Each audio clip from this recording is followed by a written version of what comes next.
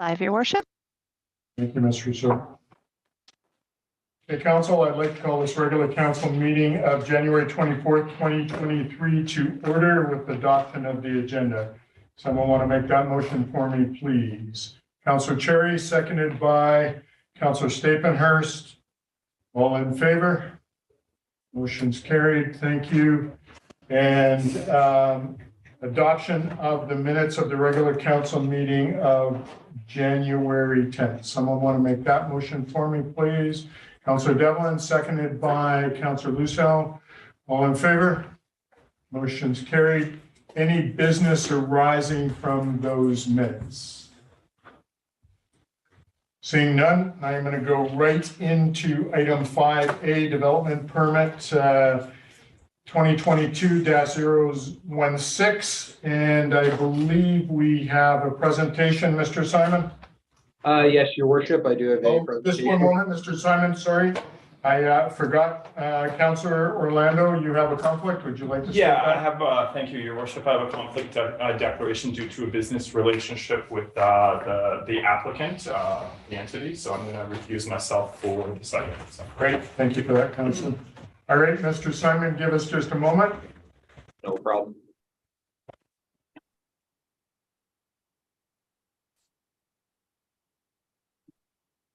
You're welcome to proceed. Thank you. Thank you, Your Worship. Staff do have a presentation if council would like to have one. Yes, please. So, as always, if there's any issues in seeing the screen, please feel free to interrupt me if it freezes and we'll get things sorted out. So the application that is before council today is a development permit and a development variance permit application. The development permit is with respect to the form and character for the construction of row house dwelling units, and the development variance permit is with respect to reducing the minimum front yard setback requirement for 3 of the buildings, the rear yard setback requirement for 1 of the buildings, and to allow visitor parking to be located within the front yard setback. So we'll go through a little bit of background on the property, go over the proposal in detail, conclude with the policy direction and staff evaluation, and then reiterate what the staff recommendation is as outlined in the staff report. So the subject lands are located at 1210 Douglas. So right at Douglas and King Street, as you come down Douglas and you hit the bottom of the hill, that is where the subject property is located. They're approximately half a hectare in size, so just over 1 acre, and they are serviced with municipal water and sanitary services. The property is already zoned high density residential, being R4, and holds the high density residential land use designation under the official community plan. It falls within the multifamily and mixed use development permit area. So that is what the development permit is required to be evaluated against, is those development permit area guidelines as they're currently written in the official community plan. The lot is undeveloped. It's heavily treed and contains some steep slopes on the far eastern corner of the lot. The steep slopes just cut into the northeast corner of it, if you can see my mouse. And then the property is surrounded by residential development. So getting into the details of the proposal, the variance application is to reduce the minimum front yard setback requirement for building 1, 3, and 4 from 6 meters to 3 meters. So building 1 is located here, building 2, building 3, building 4. So for buildings 1, 3, and 4, the setback is supposed to be 6 meters and it's requested to be reduced to 3 meters. For building 2, the rear yard setback is requested to be reduced from 6 to 3 meters. And then lastly, the variance with respect to parking is looking at locating visitor parking in the minimum front yard setback requirement for adjacent to buildings 3 and 4. Now, this lot is a little bit of an awkward lot, and I think it's important to go through with council. The nature of these variances in part has to do with how we determine what setbacks are applicable to which property lines. So generally speaking, the way that you determine the front yard setback, it's always the one you look to first. It's the shortest lot line that abuts a roadway. This property has streets on 3 sides of it. We have 3rd Street, King Street, and then Douglas. And in addition to that, it is bisected by a municipal laneway. So as you can see, when we're looking at the northern portion here, the shortest portion that abuts a roadway is adjacent to King. So the area in red becomes the front yard. The area in red on the opposite side becomes the rear yard. And then the area shown in this greeny blue color becomes the side yard setback. Now you can see the buildings are oriented towards the laneway. So these buildings are intended to be stratified. If they were intended to be subdivided by what we call party wall subdivisions, which means each unit has its own individual lot, those lot lines would be created and therefore make the laneway become the front yard and 3rd Street become the rear. Because they're stratifying, the setbacks as shown in the diagram here are what we have to work with. So that kind of shows you that it's a bit of an odd configuration. When you combine that with how we determine what the front yard setback area is, it creates this situation where, variances are needed to provide a more thoughtful layout where the buildings are oriented towards their main access point. With the portion of the lot to the south, you can see we actually consider this, it's called a through lot when we look at the zoning definitions, which means it has a roadway on both sides. So we have a parallel roadway being the laneway in Douglas. And this actually means that it gets 2 front yard setback requirements. So for this portion to the south, one of the front yards is adjacent to the laneway and the other front yard is adjacent to Douglas. And then the side yards become the portions of the lot that are adjacent to the abutting parcels. So I just wanted to provide that brief overview for council. And if there's any questions at the end, we can go back to it. But this kind of shows how it's almost an awkward orientation of the lot that's surrounded by roadways that results in some unique classification of applicable setback areas, which demonstrates, in part why the variance is being requested to have a more thoughtful layout of the buildings. So getting into some details of the development permit. So again, this is a form and character development permit. So when staff and council are reviewing and when council's making a decision on this permit, that decision needs to consider the development permit area guidelines as they're specified in the OCP. This is not a permit that's being considered for use or density. It is strictly a permit that is being considered in accordance with those development permit area guidelines for the form and character of the development. The questions with respect to the use being row homes, the density being 26 row homes here, those are already sorted because the property holds the appropriate zoning being the R4 zone. So you can see buildings 1 and 2 are oriented towards the city-owned laneway with access directly from the laneway. And buildings 3 and 4, this green portion here will be a strata roadway and access will be directly from that strata roadway.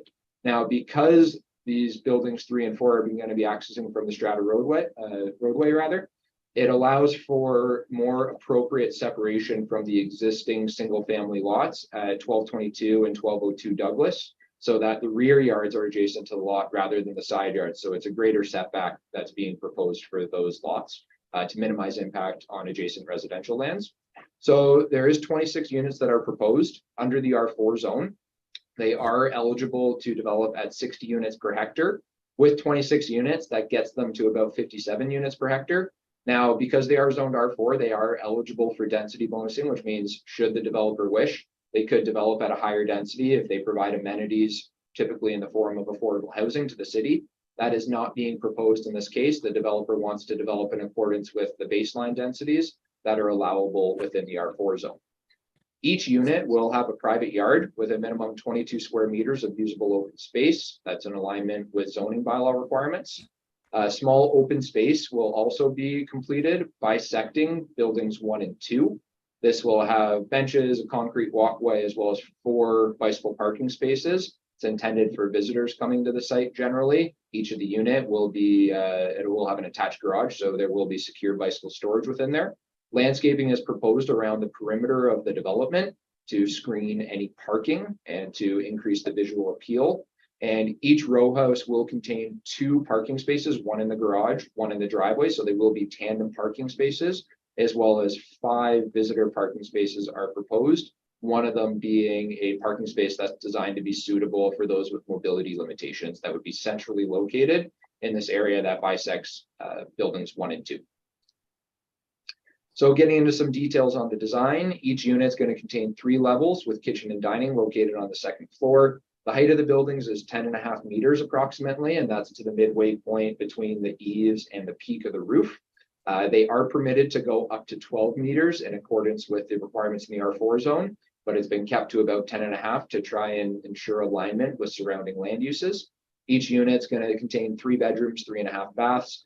The facade will be constructed with cedar shaker, black matte metal, hardy panel vertical siding with a cedar texture finish and painted stucco.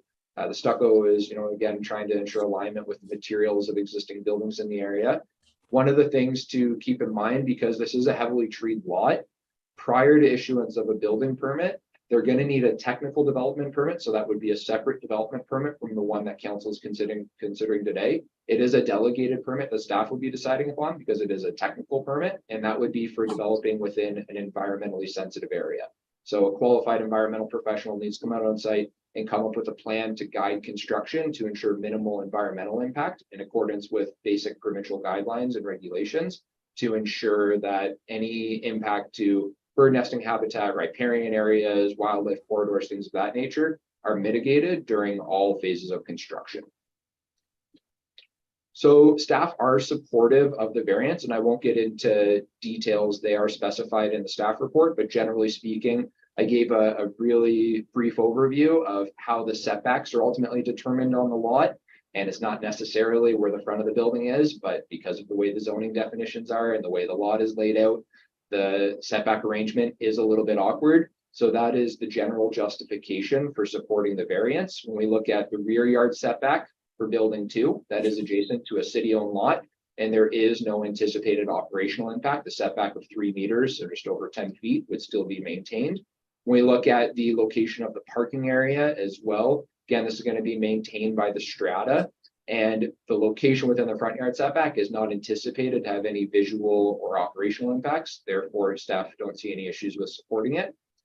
With respect to the development permit area guidelines, you can see the 4 categories that are outlined in the OCP that the staff evaluation is completed against to show alignment with those development permit area guidelines. So in the staff review, again, I won't go through each one, but with respect to site plan considerations, off-street parking guidelines, building forming character, and environmental considerations, in the staff review, it was determined that the proposal is compliant with those applicable development permit area guidelines.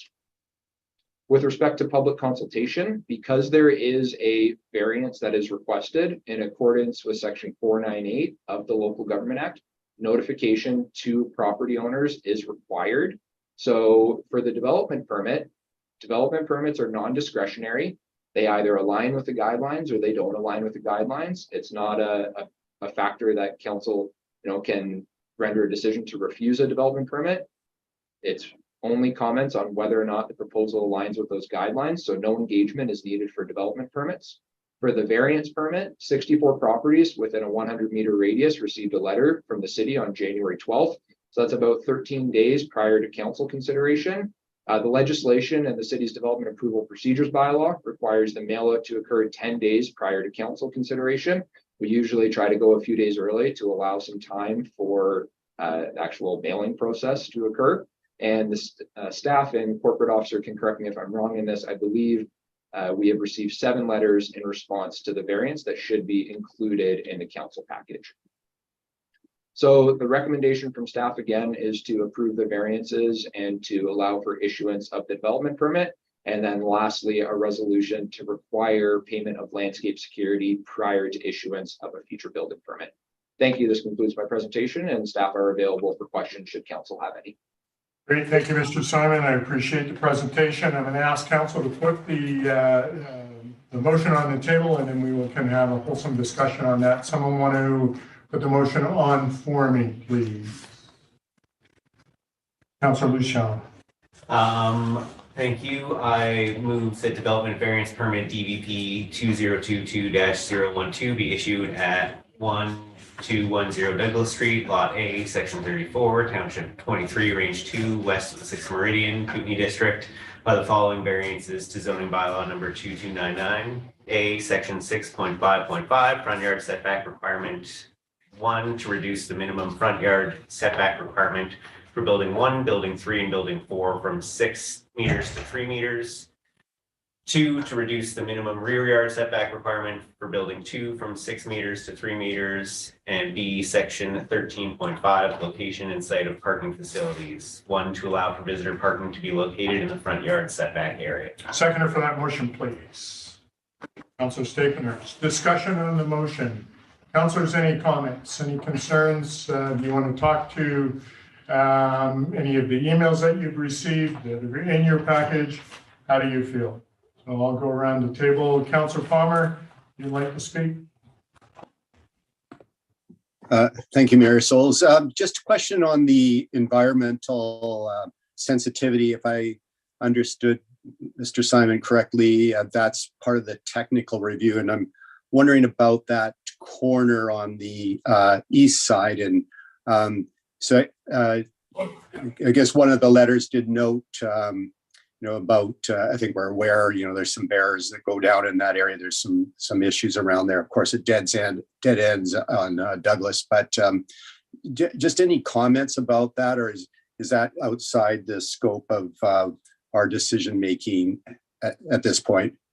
Through your worship to Councillor Palmer, for the second part, I would say it is outside the scope of the decision that's being requested, but just for context for everyone, it will be a separate development permit that's required, and that needs to happen before any building permits are issued or any land excavation would occur. So that development within an environmentally sensitive area, and then the steep slope portion is designated as an environmentally hazardous area. So essentially the developer is going to need to do geotech. There will probably be no build covenants registered on title for those areas that are steep slope that will be off limits. And a qualified environmental professional will need to prepare a report to, state the findings of their review on site with respect to any, things like critical bird nesting habitat is a really big one for heavily treed areas, and any significant wildlife corridors as well. And the guidelines that they will provide will need to be adhered to throughout all phases of construction to ensure minimal impact, as well as adherence to things like the Wildlife Act that's administered by the province.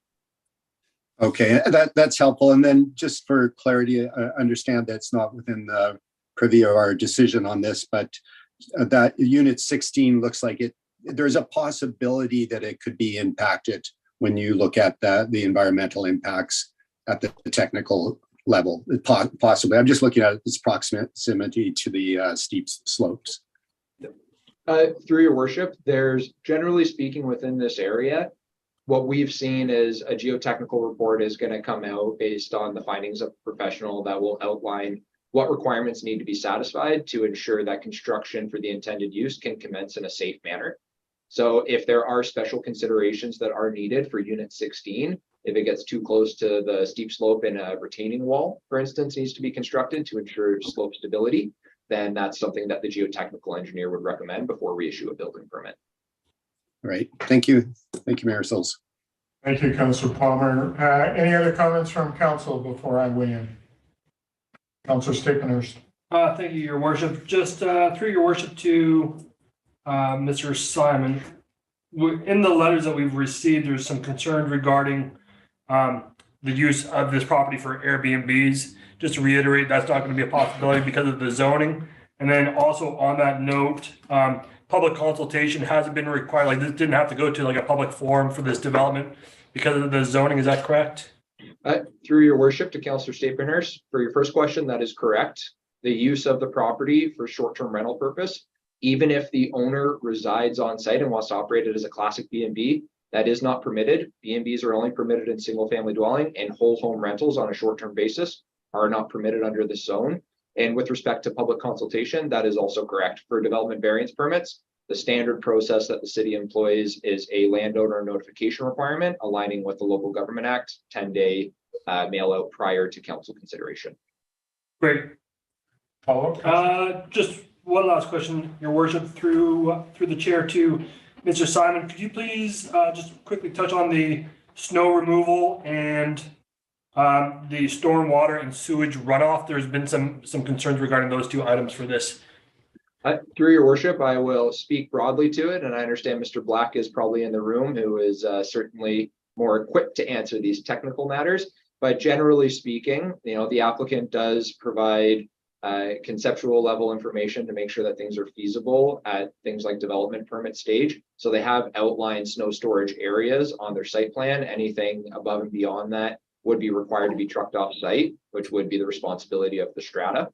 The roofs have been designed to be low angle to retain snow to help support snow management. And prior to issuance of any building permit, the owner is going to need to enter into an agreement with the city to construct the necessary works and services on site, which includes detailed engineering design, drawings, plans that need to be approved by the city's engineering department that they will need to complete to upgrade. So the general hope with these developments and the expectation, frankly, is any issues that are currently happening on the lot are actually improved with the development because you have a more comprehensive engineered solution on there.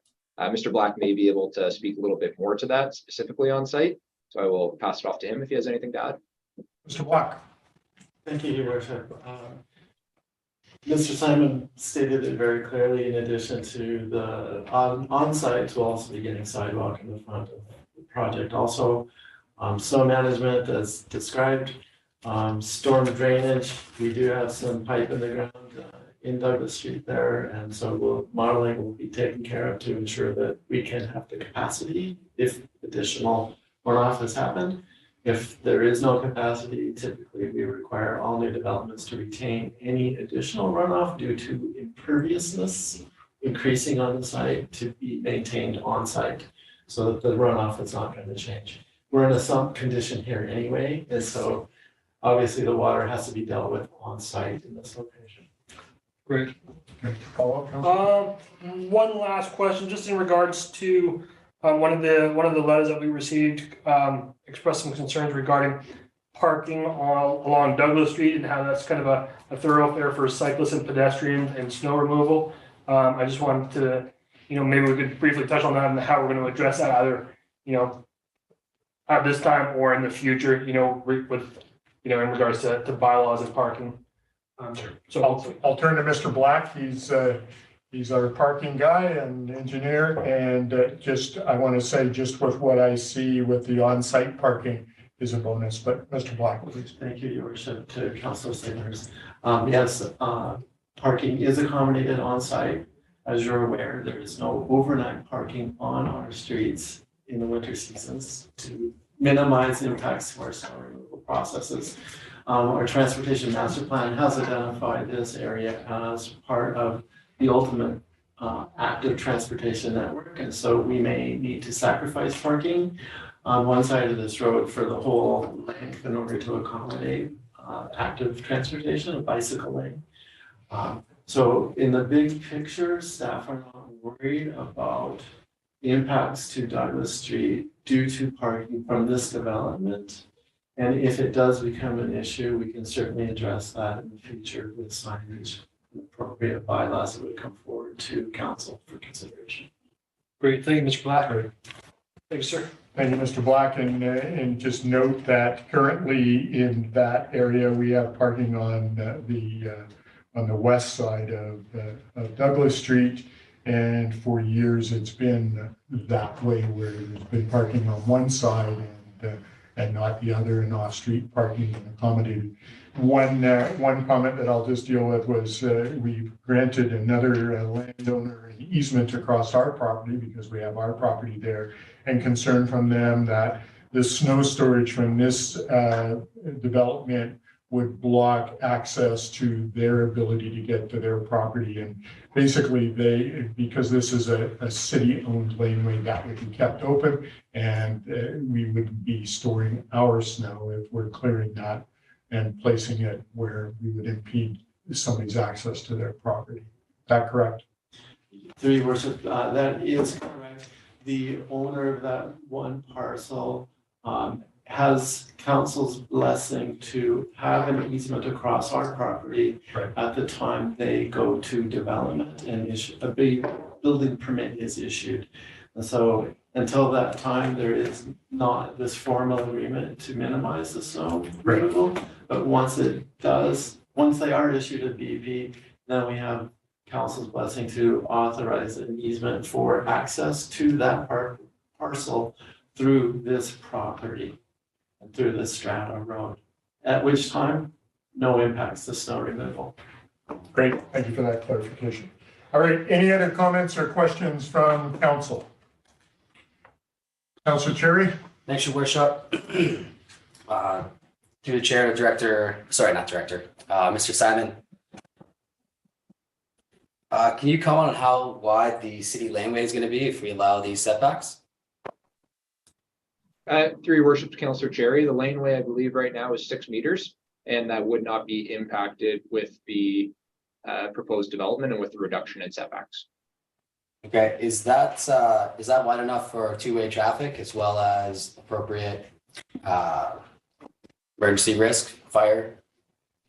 Through your worship, the file was reviewed by the fire department, and given the access that is available on Douglas, King, Third, in conjunction with the laneway, there were no concerns from the city's emergency services department that were brought up in review of the file. With respect to two-lane traffic, the laneways, and Director Black can certainly comment if I'm wrong here, a 6 meter wide laneway, if it's maintained appropriately, which part of this development would need to complete frontage improvements on that laneway so that it is full paved 6 meter wide standard. It should be able to accommodate 2 vehicles passing at slow speeds. Okay, appreciate that. Follow? Yeah, there's also some questions about parking. I know we've addressed that it meets the minimum parking. I did see a proposed bus route on one of the plans, or bus stop right outside this development on Douglas. Can you speak to that? Through your worship, I would defer to Director Black if there's plans for a transit stop in the immediate future. Mr. Black? Thank you, Mr. Councilor. Future bus will go by here. If in fact there is a stop schedule, that is going to be very convenient for the users of this facility or this neighborhood. There's also a crosswalk at King Street there so that people can access the bus going southbound towards the city. So we should be in pretty good shape from a transit perspective. According to the traffic impact analysis that was conducted, I believe the peak hour increase to traffic along Douglas Street was 21 additional trips in the peak hour, which is the afternoon peak hour. Of those, I believe it was 15 or 17 were vehicular trips. And if you do the math in the peak hour at 15 vehicles, that's a vehicle every 4 minutes roughly. If you look at it, it's probably getting even more compact than that, but very little impact to the traffic, which means the other remaining trips are going to be bicycle and pedestrian. That's the roughly four additional trips from this neighborhood. Appreciate that. Follow up, Councilor? No, that addresses it.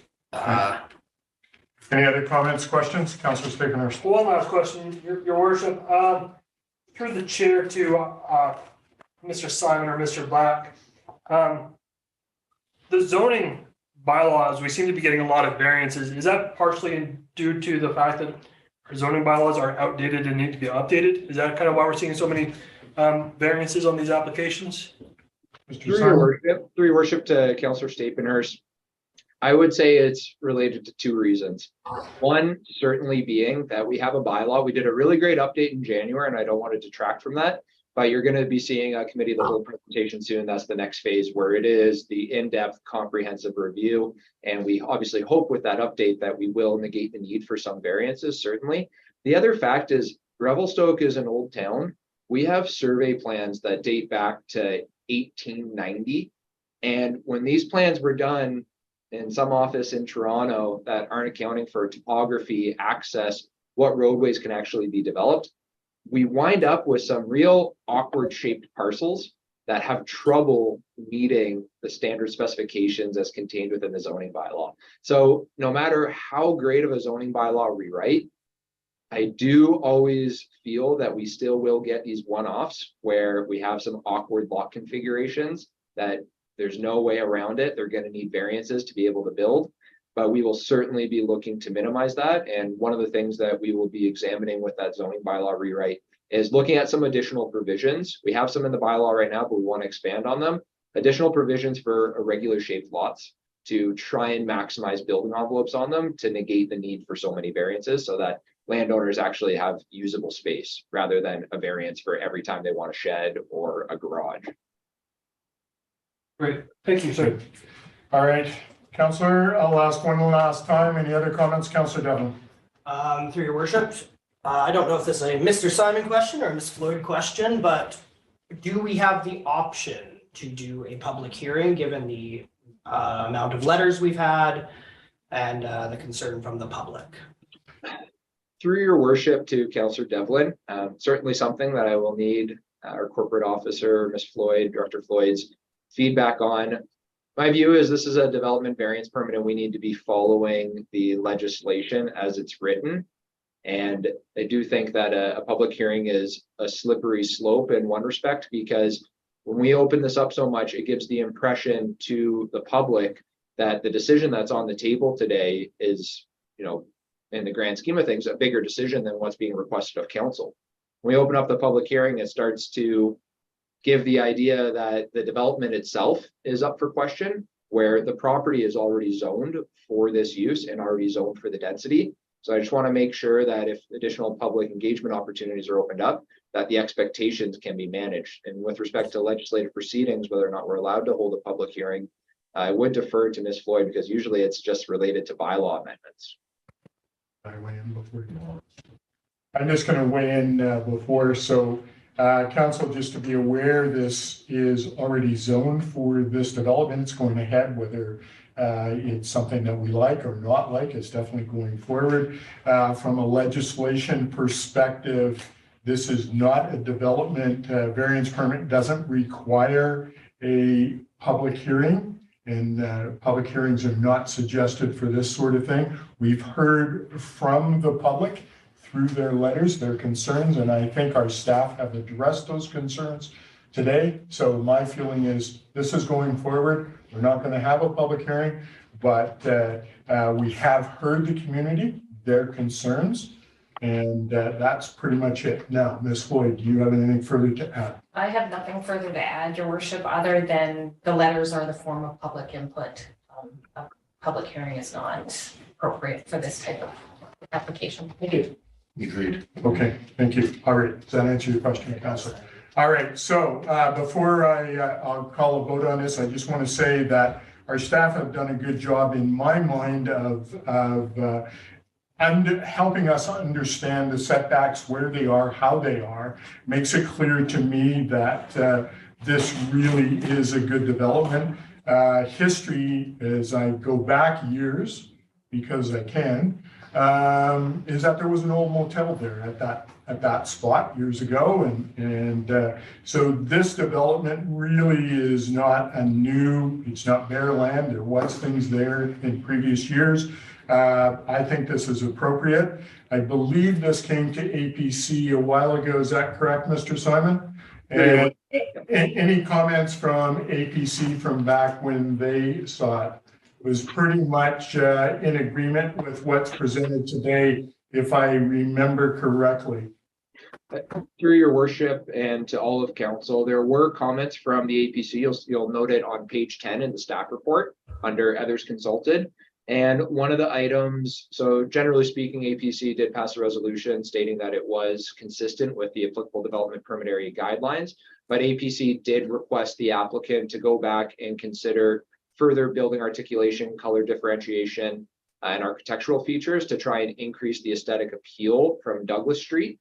The developer did not pursue any changes. They felt that the proposal as it sat was sufficient and was in alignment with those development permit area guidelines as specified in the OCP. Great. All right. I appreciate that comment. Councilor Luciano, do you have a question? Yeah, just about the notices and how they're sent out to surrounding property owners. Do we only mail them out, or is there other options for how we can reach these residents? Because I think the biggest concern from these letters was kind of the lag time from when they were put in the mail and when they were actually physically received by the property owners. Ms. Floyd, any comment? So Councillor Luciano, legislatively, we just have to have them postmarked 10 days in advance. Development Services got them into the mail on the 12th. we can't control how long it takes Canada Post to deliver them. I guess technically we could hand deliver, but that would be an increased cost to taxpayers as well. Okay. Would it be in interest of the municipality to maybe add 7 days ahead so we can kind of account for the lag time that the post office would be offering to allow people their 10-day window to be able to comment on these things?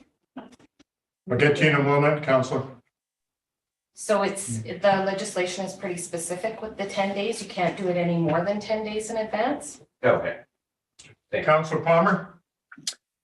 Thank you, Mayor Souls. I'll just note that we're doing that planning review and that discussion on better communications and how we're doing that, including signage, was presented to council. So I think there's, definitely room to modernize on how we're providing notification on various types of application. I think that's largely a discussion separate from this because we're meeting essentially the requirements as they are today. It doesn't mean there isn't area for improvement, including the idea of signage in front of development so that there's more awareness in communities. And I think we're on a path to get to that point at some point. Great, thanks for your comment. Any other comments or questions on the motion on the table? Councillor Cherry. Yeah, Your Worship and Councillor, I think this is the exact type of infill development that we need in our town. Adding some density to mostly residential R1 zoned areas will lead to more affordable, better developments. All right, I will call the question. All those in favor? No, motion's carried unanimously. Item number 2, someone want to put that on the table for me, please? Councillor Devlin? Move the development permit DP 2022-016 be issued for form and character for the construction of 26-row house dwelling units at 1210 Douglas Street, Lot A, Section 34, Township 23, Range 2, west of the 6th Meridian, Kootenai District Plan, NEP 21919, PED 019-123-089. Great, thank you, Councillor. Seconder for that motion, please. Councillor Cherry. Any discussion on that motion? Seeing none, I'll call the question. All those in favor? Opposed? No, motion's carried unanimously. Item number 3, please. Someone want to put that on for me? Councillor Staphenhurst? Move that the owner provide security for DP 2022-016 for the due and proper completion of landscaping in the amount of 125% of the amount identified in the cost estimate to the city of Revelstoke in the form of cash or unconditional irrevocable auto-renewing letter of credit issued by a Canadian chartered bank or credit union prior to the issuance of a building permit. Seconder for the motion, please. Councillor Devlin. Any discussion on this motion? Seeing none, all in favor?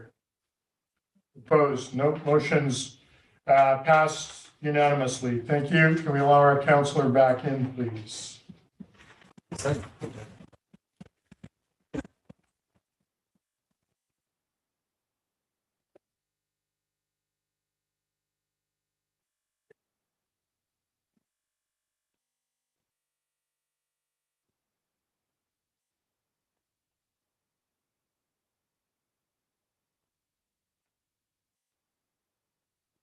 Welcome back, Councillor. Just some announcements from the mayor. Unfortunately, my announcements today are sad announcements. Just our condolences to Canadian Mountain Holidays and their guests. They had an avalanche yesterday. 2 guests died as a result of that avalanche, and one of their staff members, one of our guides, has been injured but stable in hospital. So our prayers and thoughts go out to CMH and their guests, and we understand their guests are from Pennsylvania, and so our thoughts are with them. Also here locally, longtime logger Mr. Gilbert Chabot has passed away in the last day or 2 in Salmon Arm, and definitely instrumental in the forest industry here in Revelstoke for many, many years. So our thoughts are with him, and also with, excuse me for a moment, with Councillor John Opera, former counselor, school teacher here in town. His daughter Karen died suddenly in Toronto.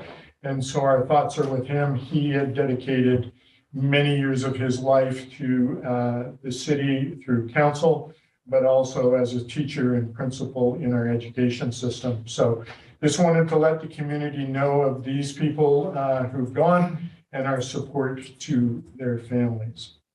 So I'm going to move on to item number 8, recommendations from committee of the whole, letter of support. So if someone want to put that motion on the table for me, Councillor Orlando.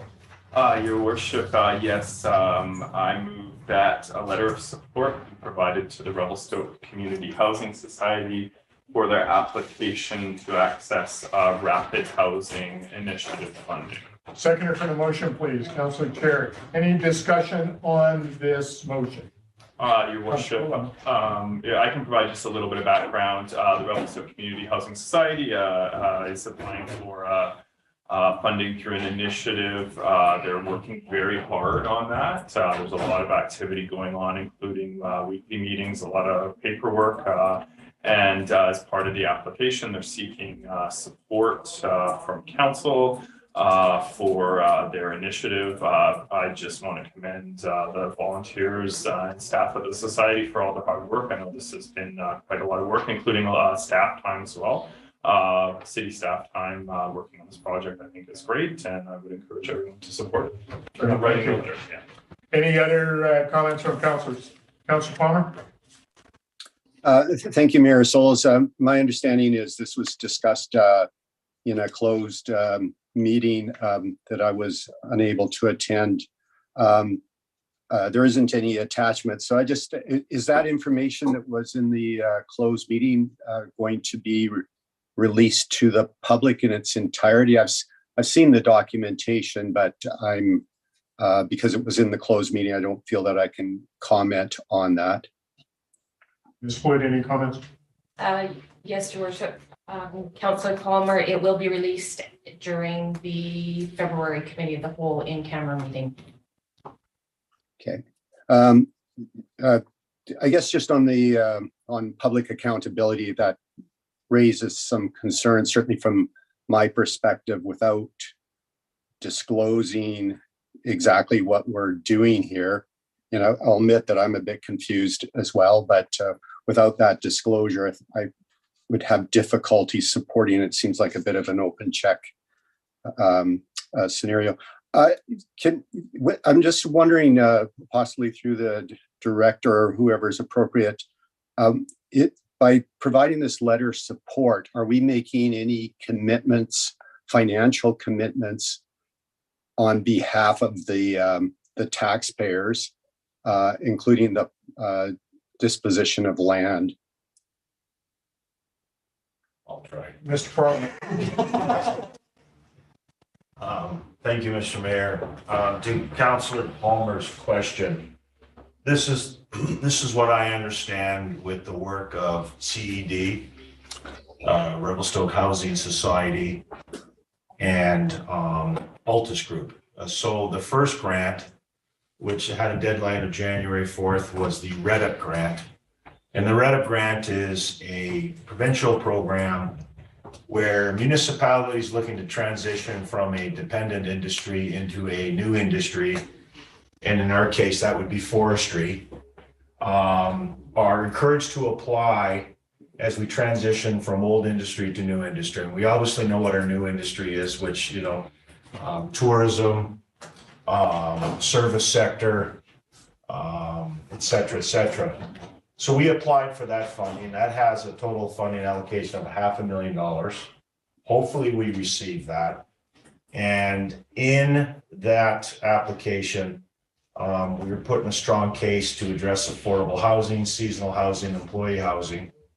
And it is the goal of the Revelstoke Housing Society, working with Altus Group, to file an application with CMHC under the RHI program, Rapid Housing Initiative, for $10 million. That has a deadline of March the 15th. And in that application, we're hoping to identify a potential parcel of land. So to your specific question, most likely it would involve city-owned land, that a decision would have to be made in the RHI application due March 15th. But that has to be vetted by staff, has to be vetted by the Housing Society. So as of today, the last week of January, I would say that the city is possibly looking at a contribution of some lands to identify in the RHI application to build affordable housing. That is the overall goal, and that's what was reported out.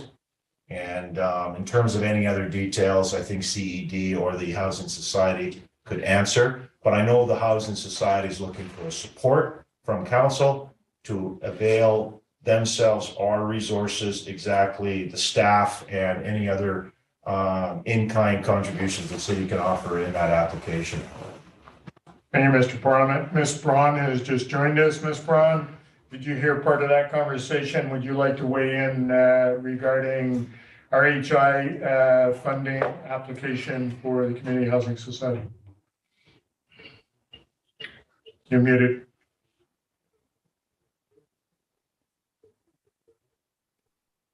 I think the CAO, can you hear me now? Yeah, we can. Okay, I think the CAO covered the points of the application and the process. It's been going on in the background over the last hectic few months. But if there's any questions, I can certainly try to answer them. Taha, our staff person, has been working closely with the Housing Society on the application itself. And he is also available here if you have specific questions. I can pull him in. All right, Councilor Palmer. Thank you. So just on this, again, the motion on the table is a letter of support for their application. And of course, we don't have the application here. Is this letter of support a requirement for their application, or is this mostly a goodwill gesture? Ms. Braun. My understanding that it's not required at this point, but it is a goodwill gesture to ensure the Housing Society and Altus that we are moving forward with this initiative. Thank you. Then so through this this application, so there's no like we're obviously we're all supportive of affordable housing and there's this crisis. I just wanting to make sure that in the haste that we don't do something that we might regret later. So this is mostly a goodwill gesture because we're saying, okay, affordable housing is important. We wanted to do the funding. We're trying to work with a community housing society and the good work that they're doing. But any real commitments on behalf of the taxpayers, that would be decisions subsequent to this. We're not binding the city on any decisions through this letter of support. Is that correct? I understand that the letter of intent that's signed between Altus and the RHI is non-binding while they submit the application to CMHC. So that support is provided as background information for the CMHC application. In terms of the city promising, for instance, service land that would be donated or disposed with the housing authority, that would be a later discussion with council. And as I've shared with council previously, in looking at our risk mitigation, one of the things we are assured of didn't receive, for instance, the REDUP grant to support the servicing of the land. We can use our OAP funding for that exact act. So yes, Councilor Palmer, in answer to your question, it's not binding on this application. Right. And then, so I look forward to the release of the information. Yeah. This letter of support, has it been written already? Is there a draft of that letter of support already, or is that yet to be written? Ms. Braun? Ms. Floyd? Councillor Palmer, so our corporate services coordinator will draft one after whether or not this recommendation is carried by council. Okay, and it will refer to a letter of support to the application, and we have a copy of the application that will be released at a later date. Is that correct? We have not seen the application yet. Perhaps Taha could speak to that. Mr. Tia, any comment on the application? Yeah, your worship, the application is in process. The application is a fairly detailed plan to build housing. So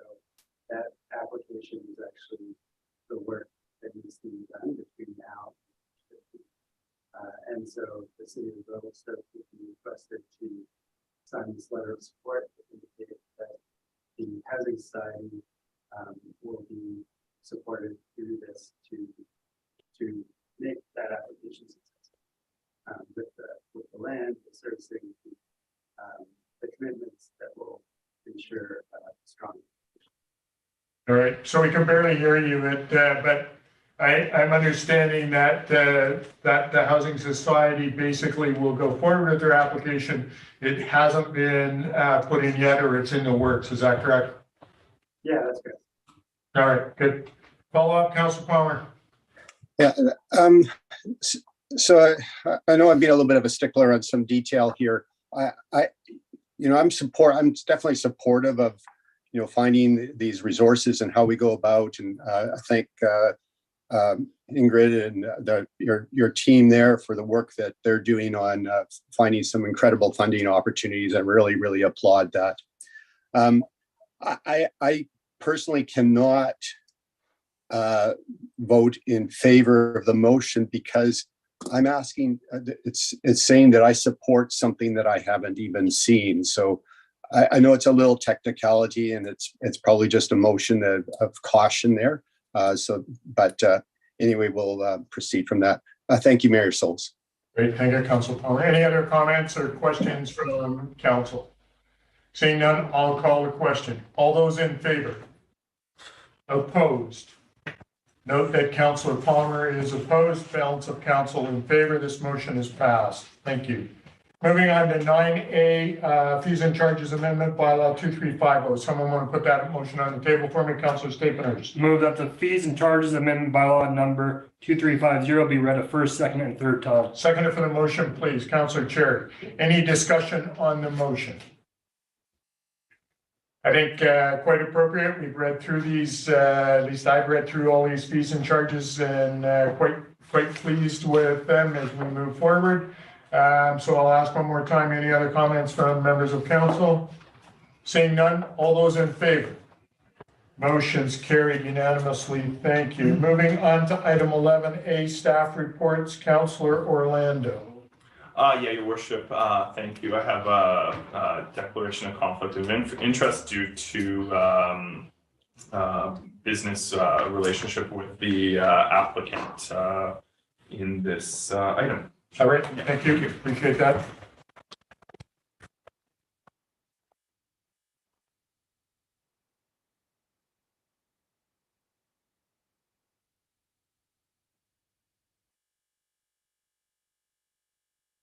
Ms. Floyd, do you have a bit of a presentation? Your Worship, I do not. It's a recurring lease that we have with Downey Timber to store some material on their property. We basically just want to give notice. We're going to continue with the lease at an increase, CPI increase. All right, thank you. Any questions or comments from council? I'll get someone to put the motion on the table for me, please. Councilor Devlin? Move that the notice be given of the city's intention to dispose of an interest in land as per noted in the package. All right, seconder for the motion, please. Councilor Chair. Any further discussion on the motion regarding this? Seeing none, all those in favor? Opposed? No, council is passing this motion unanimously. Can we bring back Councilor Orlando, please?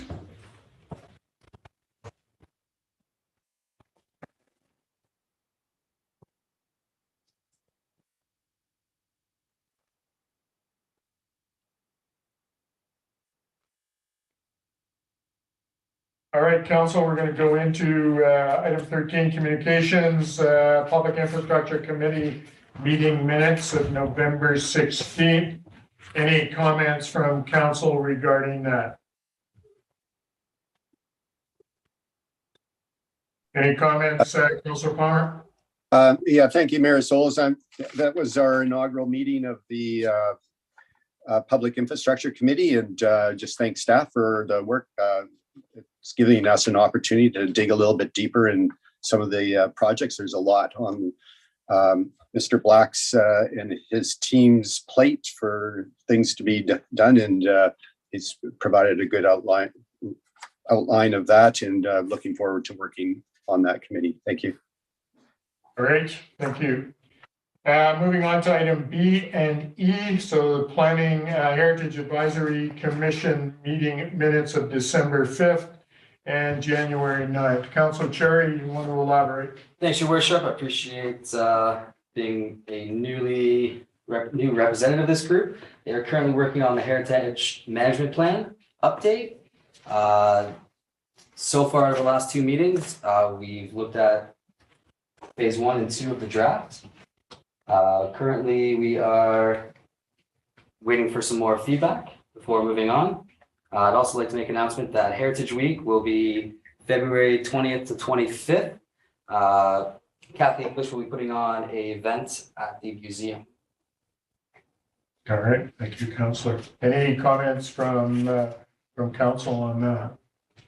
Seeing none, and moving on to committee to approve public events, the meeting of December 5th. Councilor Devlin, any comments? Yes, it was a meeting. The Revelstoke Grizzlies have applied or are planning to apply for whole site licensing for the arena. I believe they were given permission to act as an intermediary to do so by previous council through the provincial government. In order for them to bridge the gap and to do so sooner, they have requested a special event permit for whole site licensing until their application goes through.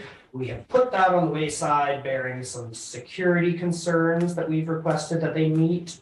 We believe that there's been a lot of issues with beer garden security, even in their small little area. So if they were to go to whole site licensing, they would require more security and better trained security. There's of course liability insurance. That is all pretty standard stuff. And that is about all to say about that. So barring those changes from the owners of the Grizzly, that will, I assume, eventually go through. All right, thank you. Any comments, questions from council? Seeing none, I'll move on to Revelstoke and Area B Emergency Management Program. So we had a meeting December 14th and discussed terms of reference, emergency response plans, hazard, risk, and vulnerability analysis, and just kind of brought up some of the issues that we're dealing with our emergency support services and just the program in itself. Also talking about the Illico log jam and the history of that out at Box Canyon. So our communications or our emergency management people have that all kind of in their purview as we move forward, and we'll look at things as things crop up. So quite pleased with the committee and what they're doing for our community, all in lockstep with what happens in the CSRD. So that's it. Any other comments, questions from council regarding emergency management? Seeing none, we'll move on to communication task force meeting of January 12th. Councilor Orlando, any comments? Your worship, no, did we skip Heritage or was it just on there twice? We've done it twice. It's on there twice, okay. Thank you, your worship. Communication task force, we meet again this Friday.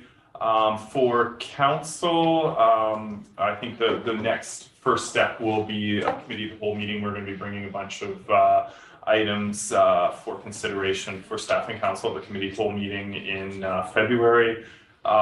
Just to review what is on the notes here, we had IT services staff come to our last meeting to talk about the technology side of things.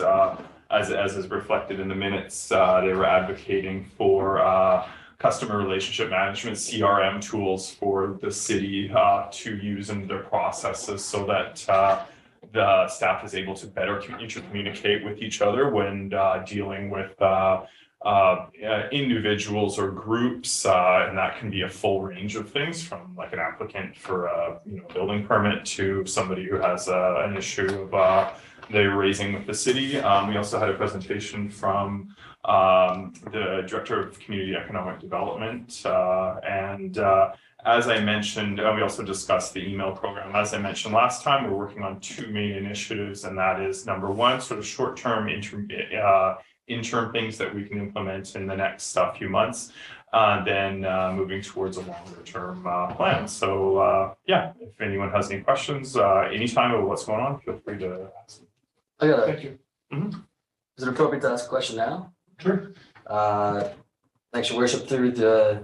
Through your worship to Councillor Orlando, would this email newsletter program have been something that could have mitigated some of the communications around this current development?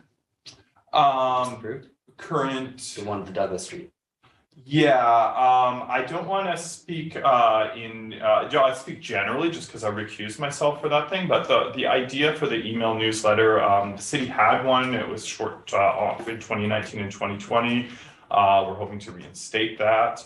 And what we're hoping to do is empower staff in all of their departments to be able to use the email newsletter through a series of requirements and or optional things. So for example, if there's going to be a disruption in services, each department head knows to communicate through the email newsletter. That also includes things like public notices, other information. It could be proactive initiatives that's going on, engagement processes. So basically, for residents, what it means is right now the communications are fairly scattered. You can go to the website, but not a lot of people go check websites that often, or you can look through social media, but again, you miss a lot of stuff through social media unless you're engaged. So the idea is that once we get the weekly newsletter going, we ask residents to make the commitment to open it once a week, and we make the commitment as the city to make sure we're communicating a list of things to people, and we're committed to doing that so they feel informed and they know that they can have everything centralized in one place. So for example, would people feel like they are more on top of things? City business, I would say yes, definitely, because they can access and see what they need to see. I hope that answers the question. And but we still need to get approval for these things. These are just sort of ideas we're developing at this point, so it'll be before the committee in February. Thank you. Councilor Palmer, did you have your hand up? No. All right. Seeing no other questions, I'm going to ask Ms. Rousseau, do we have any questions from the press? Questions from the press, Your Worship. Okay, thank you. I would like to get someone to make a motion to go in camera pursuant to section 90.1A of the community charter. Someone want to make that motion for me, please? Councilor Lusal, seconded by Councilor Cherry. All in favor? Motion's carried. Thank you. We'll take a 5-minute break and we will reconvene in camera in a few moments.